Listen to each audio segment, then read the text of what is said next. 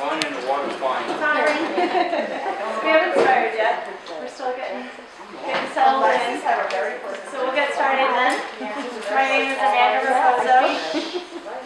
I'm a dietitian, and I will be here most weeks talking about all things, you know, eating healthy and staying full and all that kind of stuff. But today I am representing my actual work, which is the diabetes management program out of South Coast Hospitals. So we have 4 locations. One is here in Fall River at the Jeffrey Union Building. There's one in Dartmouth at the Mashpee Building, which is part of the Dartmouth Place Park. Then we have a location in the Rosebrook Building out in Wareham. And for anybody who may be coming from Rhode Island, we have a site down in Rhode Island in Portsmouth at the Linen Tree Family Health Center. I rotate around to a lot of those actually. So we're going to be talking about all things diabetes today. So if you guys have any questions about diabetes, hopefully I can answer them, but raise your hand as we go along if you come up with anything. Mm-hmm. Should you listen if you don't have diabetes? Oh, certainly. I mean, because chances are, if you don't have diabetes, you probably know somebody who has diabetes, so you can pass on the information there. But 1 out of 11 people in the United States have diabetes. Is your risk higher if you're overweight? Yes. Yeah. Yep, we can go over risk factors, certainly. So 1 out of 10 people don't know that they have diabetes. And then for pre-diabetes, that's another condition where your blood sugar is a little elevated, but not enough to actually call it diabetes. 1 out of 3 people in the United States have pre-diabetes, and 9 out of 10 people don't know it. So a lot of people don't realize that they have pre-diabetes. So risk factors for diabetes or pre-diabetes is certainly being overweight. As we age, sometimes our bodies don't deal with the blood sugars as well. So if you're over 45, that's another risk factor. Yeah, well, that's supposed to wait to catch up to you, right? If you have a family history, that also genetics play into it. Certain ethnicities, African American, Native American, Asian Americans, they're at higher risk also. If you've ever had gestational diabetes, which is a type of diabetes that just occurs during pregnancy because of the placenta and the hormones that it gives off, that puts you at risk. And if anybody has had a baby that weighed more than 9 pounds, that also puts you at risk for type 2 diabetes later on. So, yeah, I'm just double checking my list. That's pretty much most of the risk factors there. So, if we do have excess weight and we do find that we're noticing some insulin resistance, well, let me back up. Let's just talk about some physiology here and talk about insulin for a second. If we have foods that are carbs, carbohydrates break down into sugars in our bloodstream. So imagine you have a Lego structure. I had gone on vacation one time. We were in Scotland, and they had this huge Lego Hagrid from Harry Potter. So imagine when you have like that Hagrid equals bread or French toast or donuts or any of those carbohydrates. When it breaks down in your body, it becomes those individual Legos and those individual sugars. So if we have a small portion of carbohydrates, then a little bit breaks down into sugars in our body reacts by producing insulin out of the pancreas. The pancreas comes and takes the sugar, binds with it, and opens up the cells. It's almost like a key that opens up the cells to let the sugar in. So that whole process normally occurs. When we have a lot of carbohydrates, we kind of inundate ourselves. Instead of, I love metaphors, so bear with me. But if you're thinking about a toll booth normally, people go in, it takes a little second, then you're off on your way. But have you ever been to a toll booth after vacation? Like on your way back from Maine on like Labor Day weekend or something? and it is just jammed. It takes a while to get through. That's what happens when you have a ton of carbohydrates and it just all gets into your bloodstream at once and the insulin's doing what it can to keep up. Does that make sense? So that's one issue with diabetes, is that your body may not be producing enough insulin at the time that it needs it, and that may be part of the problem. Another part of the problem could be insulin resistance. The cells may require more insulin to do the same job. So your body has to work overtime to deal with the same amount of sugar that you used to be able to handle before. So those two things cause our blood sugars to rise after we have foods, especially when the foods are carbohydrates. So when the USDA has been recommending that we have 300 grams of carbs per day, for many of us that may be too much, you know? And some of us have taken that license of 300 grams per day because we're like, what's a gram? You know, that doesn't make any, like, yes, we can read labels, but then some foods don't have labels, so how many grams are in that? You know, if we're not actually counting, we can go way over. And so there are people who, you know, I had a friend, I had him starting to count carbs, and he was like, wow, I think I was having like 900 grams of carbs a day. So yeah, and then there's another public figure, this guy Jimmy Moore, who has lost a ton of weight by reducing his carbohydrates. And before he got started, he was having 16 cans of soda a day. That trumps your 3. Yes, it does.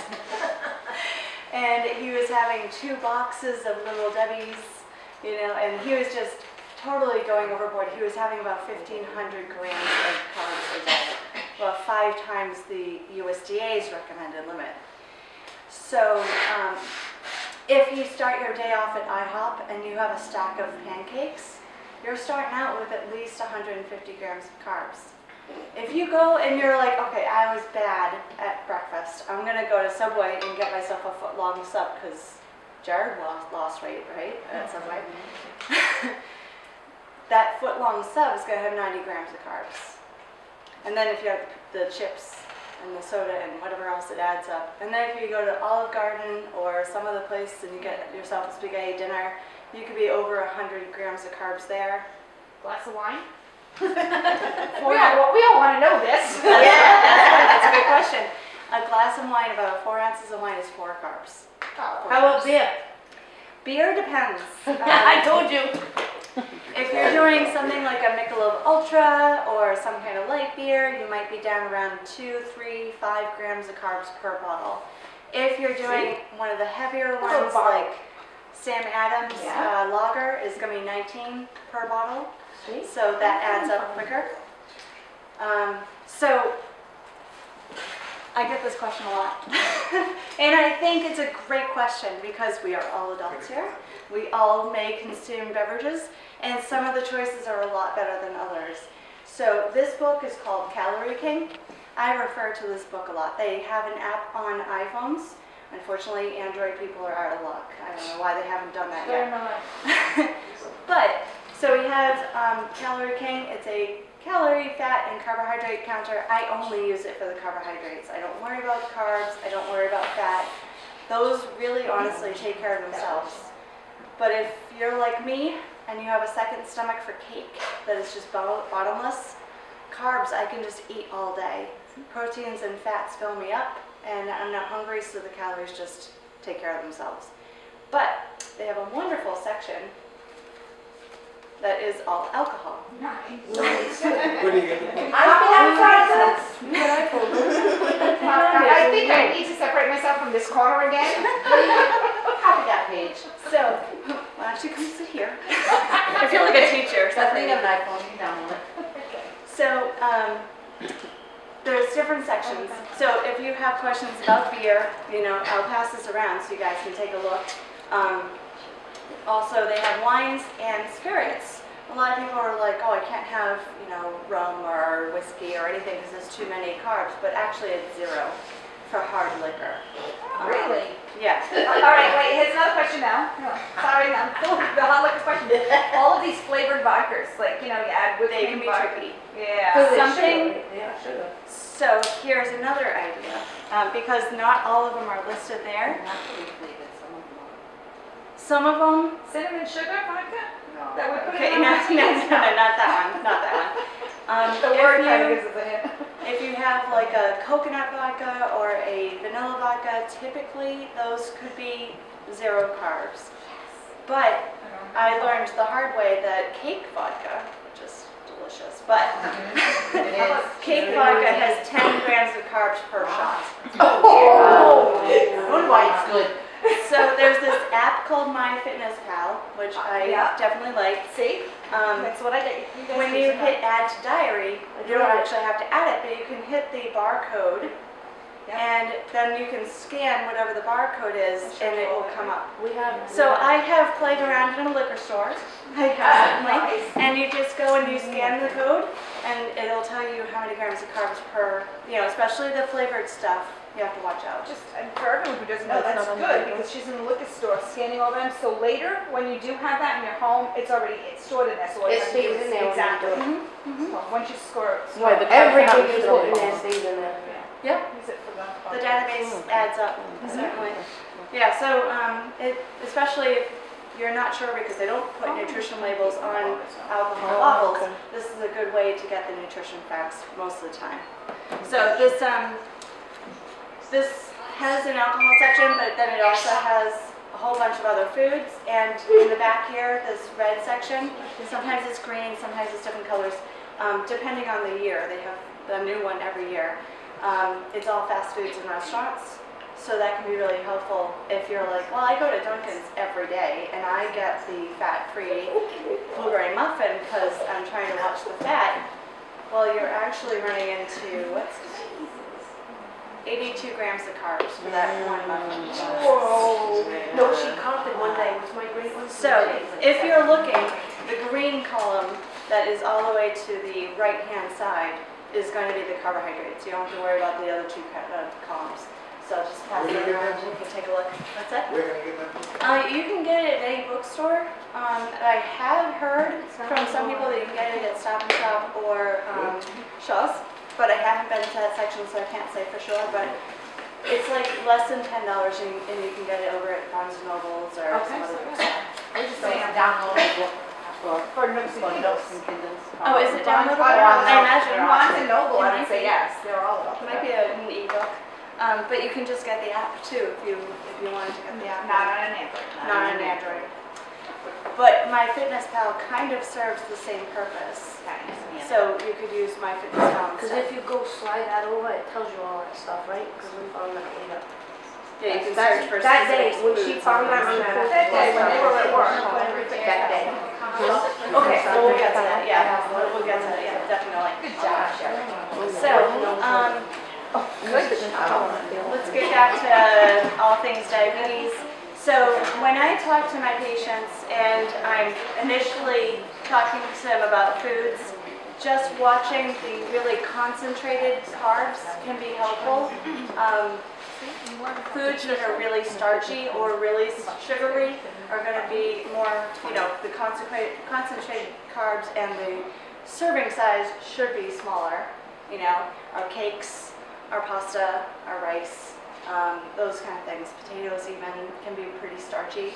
And so our portion sizes have definitely gotten blown out of proportion. If you go to Wendy's and you get their baked potato, you're thinking, well, the baked potato is not that big of a size, but that's actually 60 grams of carbs right there. Oh, I make a couple potatoes myself. I was making some snacks this week. Right, so just watch the portion Sweet sizes potatoes? and balance them out with other stuff. So And I put cheese and bacon on it. one Broccoli. huge, so cheese and bacon, okay. With broccoli. And bacon doesn't have carbs. So one rule that I give all of my patients, it's an ultimate rule, never have carbs by themselves. Okay, so a lot of people will snack just on cookies or they'll snack just on popcorn if they're trying to be healthy. Just milk. Milk has sugar also. So if you're having those foods by themselves, your body's very efficient at breaking down carbohydrates into sugar. So we need to kind of make our bodies inefficient by adding in some protein, some fiber, some fat. And those digest much slower. So it serves two purposes. One, it helps to regulate our blood sugars instead of our blood sugars shooting up because they digest all at once and then shooting back down because our insulin took care of it. And then we end up being like kind of meh, and then tired, you know? So if we get more inefficient with our digestion, then we have these beautiful little waves. And we no longer have that intense hunger that comes on. Have you guys experienced that? That when the carbs run out and then it's time to eat again. If we have protein and fat in combination, the hunger becomes a lot more gradual because we're not having that severe sugar crash. Eat that bag of Oreos with a pound of steak. Yeah, I guess that would work. And that white potato is better than the regular one, no? For diabetics? Slightly. They're still going to have the same amount of starch, but quality of, not just quantity of carbs, but quality of carbs make a difference. So if you're looking at sweet potato versus regular white potato, it's kind of looking at like a whole grain bread versus a white bread. So it's still going to have the same amount of carbohydrates that ultimately affect your blood sugars and your body is going to have to deal with, but it will be a little bit slower. And so if you put your cheese and your bacon and your Broccoli. butter and or coconut oil or something like that to even out and slow things down, that's fine. Yeah. Is that glycemic index you talked about, how fast it digests? Is that the glycemic index? Pretty much, yeah. Yeah.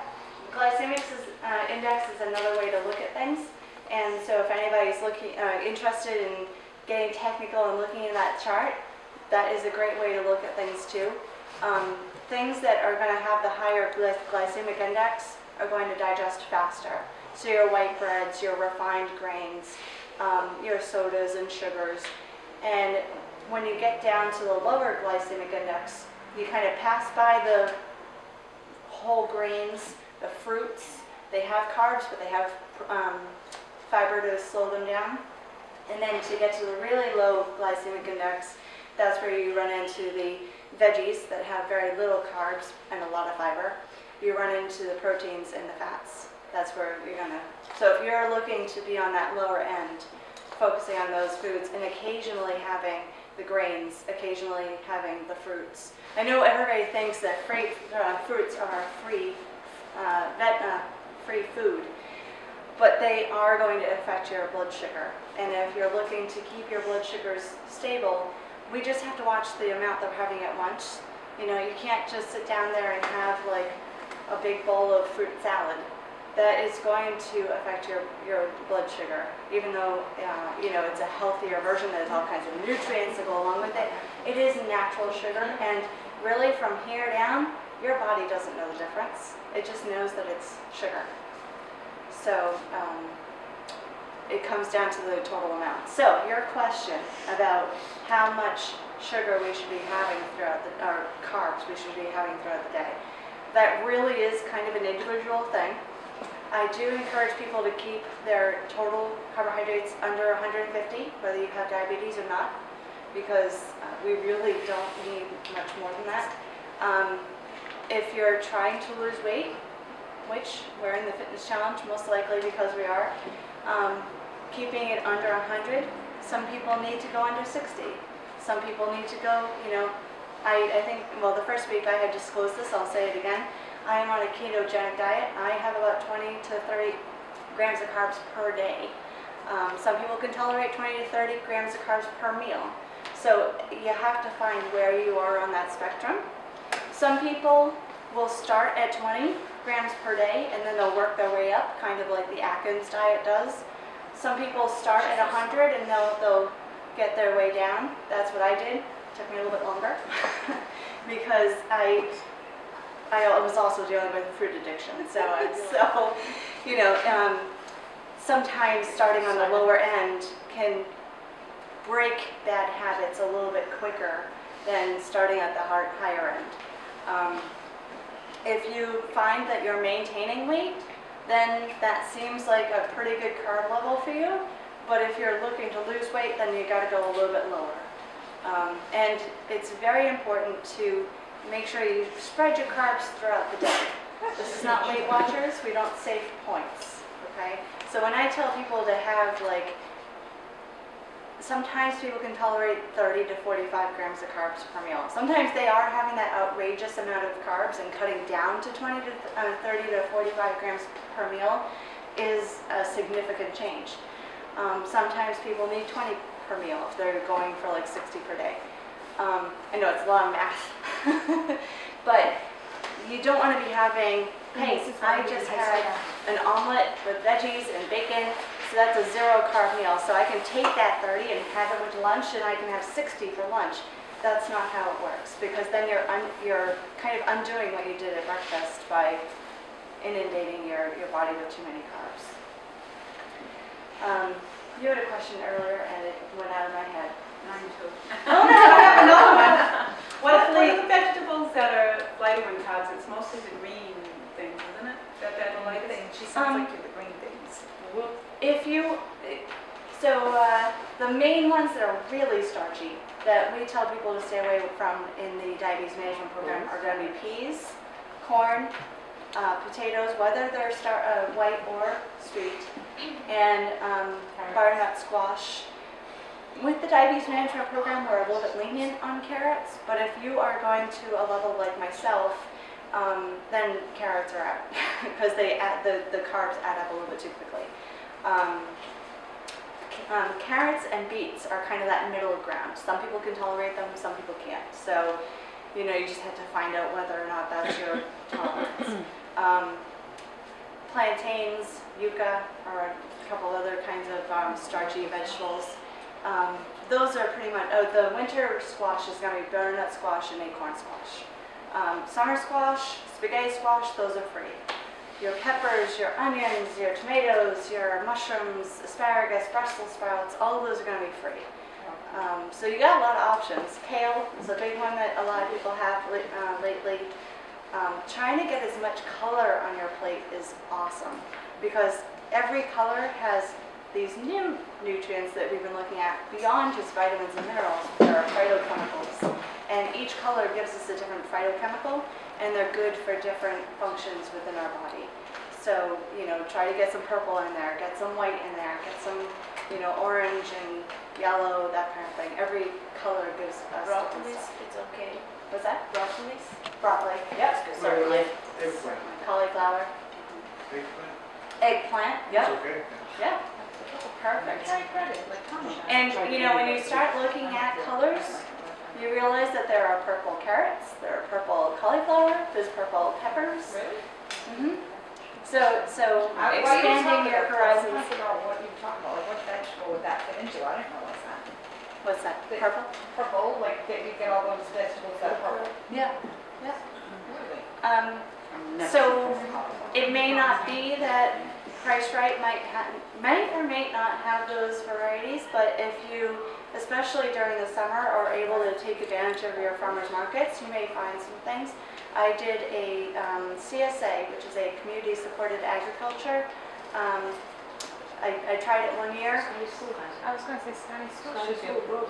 My son goes to Bristol Aggie, so. They have it at the school, they have all of them. The CSA? Excellent. So CSAs are something where you pay in advance. So you pay a few $100s up front, but then each week you pick up an assortment of veggies. And so when I did that, I got purple peppers. I actually sent them back to school and I thought there was something wrong with them. The purple lettuce thing, right? Everybody said that to you? G-Tech does a vegetable, a box vegetable or something, where I work, they do that, it's so much per month, and they come and bring you a box of all different Yes. vegetables and stuff. Scotty's like, Mom, what are you doing? Like, we grow that every day. Like, I'm out there working in that. That's okay. Oh yeah, I that's didn't cool. believe him. And then, I met with them. And I'm like, yeah. CSAs are nice because you're helping the local farmers and the local economy by paying up front, so they have the money for the seeds, so they can be guaranteed to have the money for the season. It is sometimes adventurous. You get this stuff and you're like, what is this? I've never seen kohlrabi before, and I had to look up recipes and things like that. So sometimes it can be adventurous. If you're not the adventurous cooking type, which I discovered I'm really not. I go to farmers markets and I just buy what I want instead of getting a box of surprise. So some people love it, some people would rather go to farmers markets and get their own stuff. But there's 4 that happen in the summer in Fall River, which is nice. What does CSA stand for? A community-supported agriculture. So the community who want to be involved, they will pay a chunk of money ahead of time to support the farmers and then get free veggies throughout the summer. And the season usually will last into like October. So if anybody is looking for local resources, there's a website called CMAP. SEMAP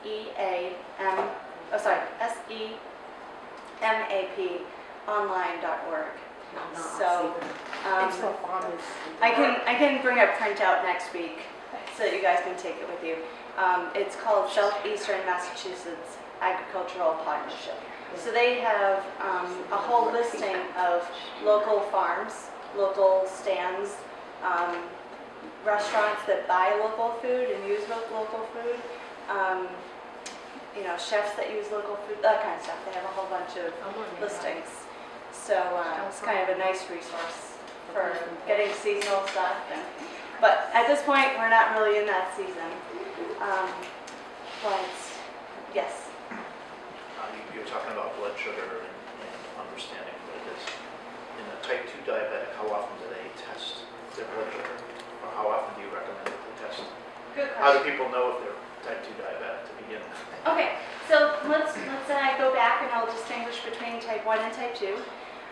Type 1s typically will happen when they're younger. They'll be diagnosed.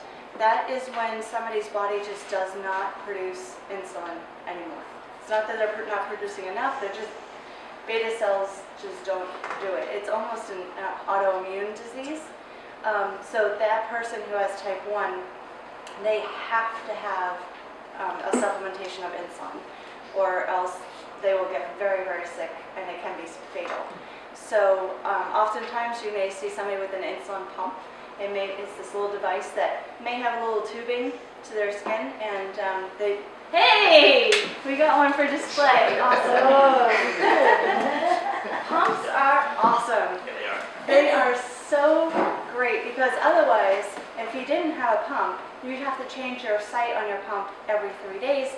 So that's 1 injection every 3 days. If he were to be giving injections to mimic his own, what his body should be doing, if he had like an insulin pen or syringe, he would have to do at least 4 shots a day. So that is just a really nice thing, very customizable. It's always with you. So that's type 1 diabetes. Type 2 starts out usually pretty gradual, and that's where you'll see the pre-diabetes creeping in first. If anyone has their A1C done, that is a hemoglobin A1C. It's looking at your red blood cells, and it's looking at how much sugar is encrusted on that red blood cell. So if you have a lot of blood sugar in the bloodstream, a lot of sugar is going to be stuck on that red blood cell. If only a little bit's there, only a little bit's going to be stuck there. So they do the test every 3 months if someone has prediabetes or diabetes, because the changeover of your red blood cells takes about 3 months. So if your A1C is between 5.7 and 6.4, that's the range for prediabetes. If it's 6.5 and up, that would be type 2 diabetes there. So typically you'll notice that some signs and symptoms of diabetes, if you are kind of wondering, people get really thirsty. And unfortunately, I see it a lot where people will be really thirsty and they'll be drinking all kinds of juice and soda, and they're just making the problem worse. So then you'll have to urinate a lot. So people will get up in the middle of the night 3, 4, or more times in the middle of the night because they constantly have to go to the bathroom because their body's trying to flush out the sugar oftentimes. Blurry vision is another one you know, if your eyesight suddenly gets really blurry, it could be high blood sugars. Funny enough, but high blood sugars can actually cause hunger. Let's see, what else? Feeling really tired and fatigued can be another one. Cramps in the legs. Cramps, yeah, yeah. Sudden weight loss can sometimes be part of that problem. What's that? He said cramps, I said, I get cramps all the time. He said, sudden weight loss, I said, I don't get that. So you can, if you're type 1, you can go to type 2 real quick. No, they're two separate things. Type 1, they don't produce insulin at all. So Joey's type 1. Okay, that's gonna be forever. that's an that now. autoimmune disease. Your body will probably never make insulin. So it can't get That's why you get so sick. Yeah, if you don't control your blood sugars, you could get extremely sick. They call it diabetic ketoacidosis. That's where your body's blood sugars go higher because, like we were talking about, insulin is the key that lets the sugars into the cells. If you have not given yourself insulin and your body's not producing it, then your cells feel like they are starving. And so your blood sugar is going up. You have plenty of blood sugar in the bloodstream, but it's backing up like crazy, and the cells can't get to it. And so then when your body feels like it's starving, it can produce ketones. And so if your body goes into ketosis, with diabetes, it can go really far really quick because there's no feedback there to tell it to stop. So your ketones go extremely high to like 15 to 20 ketones. And so that's ketoacidosis. It causes your body to get very acidic and you get very sick. Sorry if that's a little bit too much for people. Now I understand it. Type 2. But I want you to understand that because the other way of doing things, me being on a ketogenic diet, I am nutritionally putting myself into ketosis. But because my body makes insulin, I am not in any risk of having ketoacidosis because my body will constantly be filling my blood cells. I'll never have that risk of that problem. Unless I just automatically, develop type 1 and then it's not because of my ketosis. Is that what you're on, is that similar to, the same as on Dr. Atkins' diet? It is very similar to it. With the Atkins diet, he keeps the carbs very low, which is what I do. But he doesn't worry about the protein content, but I do. I keep my protein very moderate. I keep my carbs to 5% of my diet. I keep my protein to 15% of my diet, so that leaves 70% that I fill up with fat. Because if your body, I must have messed my metabolism up pretty good because at this point my body's looking for carbs, it's not finding it, but if it finds a lot of protein, it turns it into carbs. And so there I get the same insulin response and I'm not getting into ketosis like I want to be. So some people can do Atkins and not worry about the protein and have great success. I have yo-yoed for a while with trying to stick with things, and then you go on vacation. You stick with things and you have a Portuguese family. You stick with things and and so it has been a long 4 years of myself trying to stay on the wagon. And I think during those times, at first I had great success with 60 grams of carbs. And then it turned into about 40 grams of carbs I needed to keep it at. And now, so learn from me and don't do that. Just stick to what you're doing, whatever carb level works for you, and try not to fall off the wagon. You had a question? It was a math question, because I thought you said 5 and 15 and 70, but that's only 90. Oh, I'm sorry. You're right. 5 and 15. Okay, so sorry. Trying to get it to 80%. Okay, all right.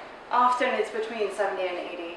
I'm forming before, or was it? Sorry, I thought yeah, you're right. I missed something, or was something else supposed to be in there? Proteins. Is pre-diabetes the same thing as borderline diabetes? Yes. Pre-diabetes, borderline diabetes, a touch of sugar. One of my guys' appointments, I was at that point, but only once. I was borderline. Mhm. And so some changes that you made were able to get your blood sugars back under control. Good, very good. After that, those are the only times that. There is no reason why you have to progress from type 1 to type 2. And there is no reason that your type 2 should have to progress to the point where you can't control it with diet or you can't control it with oral meds and you have to go to insulin. The progression does not have to happen, but because most people don't make the changes that are necessary, they just keep doing everything that got them there in the first place, then they end up progressing throughout the time, and having poor blood sugar control causes inflammation. But I'll get on with that. I want to answer your question first. 8 years ago, when I got pregnant, they tried to do the blood work with me, come out a little bit higher. Uh-huh. So they tried to do the test for 3 hours. Yeah. I passed out. So they never told me if I was or not during the pregnancy. Yeah. But I noticed I couldn't see much of the TV anymore. So I see my vision's going. Oh. So usually they say when the baby's born, your vision's gonna come back. Yeah. Mine never did, just keeping getting worse. And a doctor that I had before, he said he sees some signs on me that in the future, like 3-4 years, I will have diabetes, like getting some dark spots in the neck, Uh-huh. under the arm and everything. But I never put attention because I was having other issues with my health by that time, and I was worrying about that. Yeah. So I let it go. And over a year ago, my job, they requested a new physical exam, which I'm glad they did. And I found out it was diabetes type 2. Uh-huh. So I've been dealing this over this year. I did a lot of mistakes, especially in breakfast, because I wasn't getting enough food because I was afraid to eat. Yeah. And I got the shake stuff. I didn't know how to react to that. And finally I talked to another doctor and they recommended me, in my case, because I have a lot of issues with healthy fatty liver, cholesterol, everything. So they recommended, in my case, to do the sleeve gastric surgery. I just did the January 6th, and today so far, I'm free from diabetes type 2. I still have to check my blood every day for the 9 months. It's been 84, 83, it's just perfect. I've been doing so. Excellent. I'm glad. I hope I keep it this way, but I wish I had more information before getting to this stage, Yeah. which I struggle for, information how to eat, what I can eat, so And it's very important to know that. Definitely. And that's why I am very happy when anybody is first diagnosed with diabetes that they come and see us.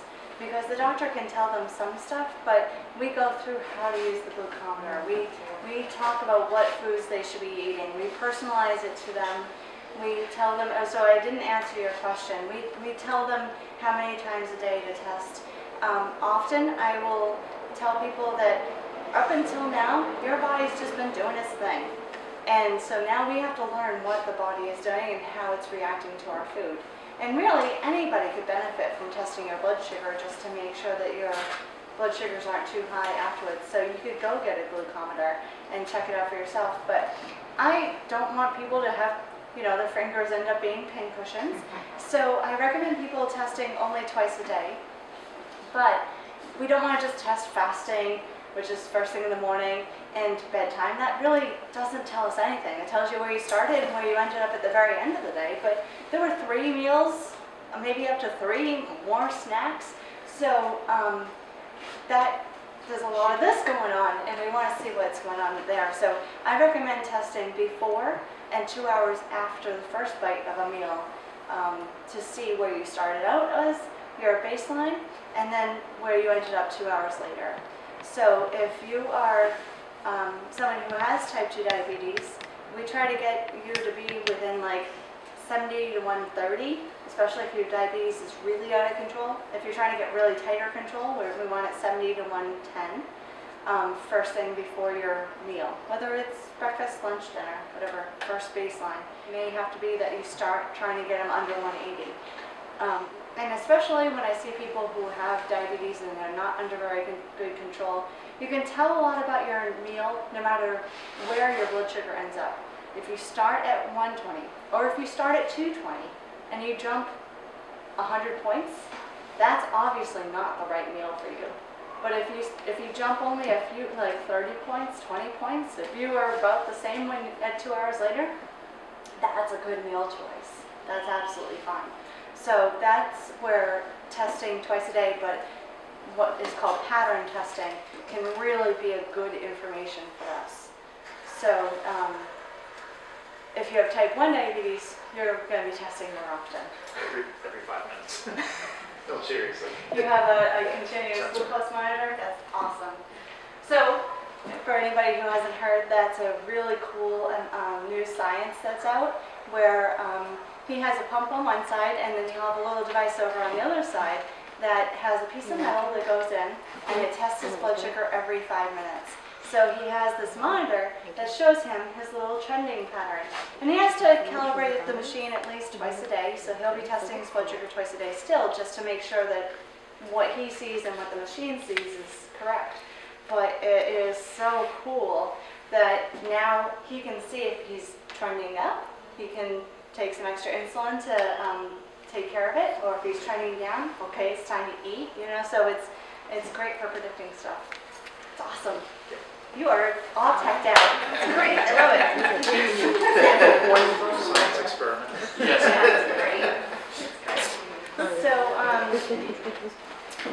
So I'm trying to think of what else. So long-term complications is one other thing I wanted to talk about. Long-term complications all come from the fact that when we have too much blood sugar in our bloodstream, that little blood sugar causes a lot of inflammation. Inflammation equals damage. So you end up with little cracks in your arteries. So that could present problems behind your eyes, the little blood vessels behind your eyes. It could present problems in your kidneys, in your heart, blood flow to your hands or to your feet. Neuropathy is damage to your nerves, actually. So there's a lot of different things that can be issues. Even your gums and your teeth can be affected. Anywhere your bloodstream goes, that damage could potentially happen. So one thing to bring in the cholesterol, because a lot of people on diabetes, with diabetes, are told to have a low carb or a lower or a set amount of carbs per day, but then they're also told to keep their fat lower. But heart attacks and plaque buildup do not happen because of the fat we eat. What happens is that inflammation and damage, the cracks start in our arteries, especially the ones around our heart, and so the cholesterol is going there to try to fix it, to repair. That's what cholesterol does. Every cell has a wall around it, and that cell is made up of cholesterol. So we need to have cholesterol in our bodies. So the bad cholesterol goes there and it tries to fix it. But the small, dense bad cholesterol that is made by high sugars can penetrate the wall, and it gets oxidized by those high blood sugars. So all of that is because of the high blood sugars that the plaque starts forming, because it's trying to fix itself.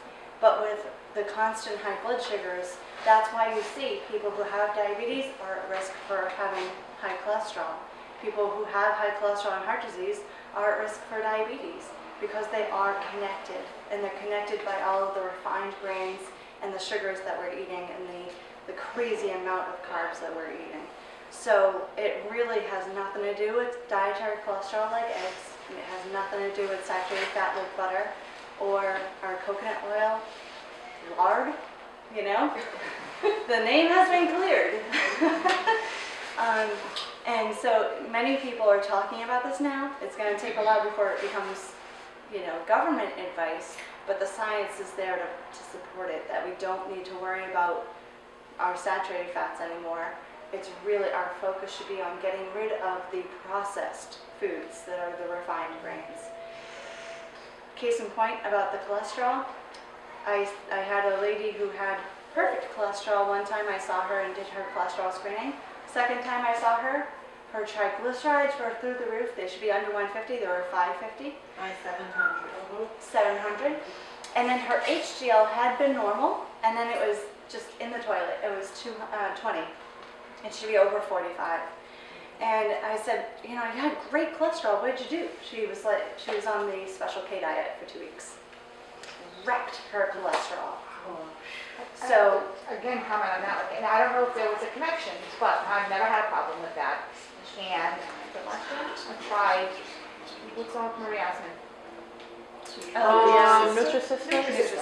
I was on Nutrisystem for about 6 weeks when it was time for my doctor's appointment, and since that day I was put on high cholesterol medicine. So I immediately stopped that. I don't know if there was a connection, but in my mind, that's what it was. I was fine before that diet, and then throughout that diet, I ended up with high cholesterol, so.